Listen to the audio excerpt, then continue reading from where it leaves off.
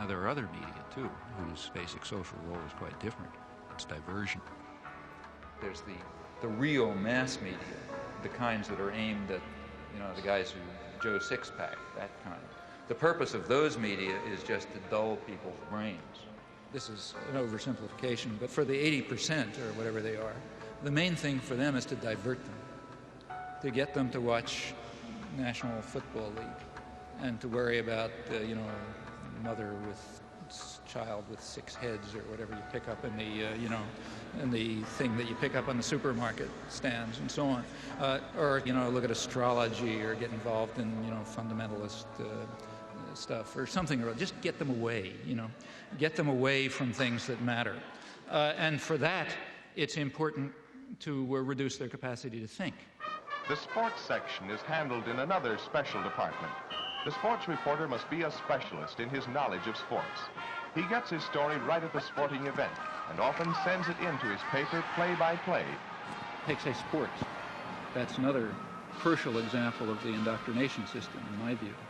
For one thing, because it offers people something to pay attention to that's of no importance, that keeps them from worrying about, keeps them from worrying about things that matter to their lives that they might have some idea about doing something about. And in fact, it's striking to see the intelligence that's used by ordinary people in sports. I mean, you listen to radio stations where people call in. They have the most exotic information and understanding about, all kind of arcane issues. And the press undoubtedly does a lot with this. I remember in high school already, I was pretty old, I suddenly asked myself at one point, why do I care if my high school team wins the football game?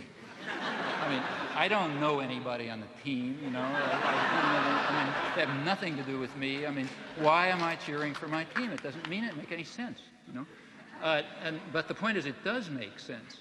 It's a way of building up irrational attitudes of submission to authority and, group cohesion behind, leadership elements. In fact, it's training in irrational jingoism. That's also a feature of competitive sports. I think if you look closely at these things, I think typically they do have functions. And that's why energy is devoted to supporting them and creating a basis for them, and advertisers are willing to pay for them and so on.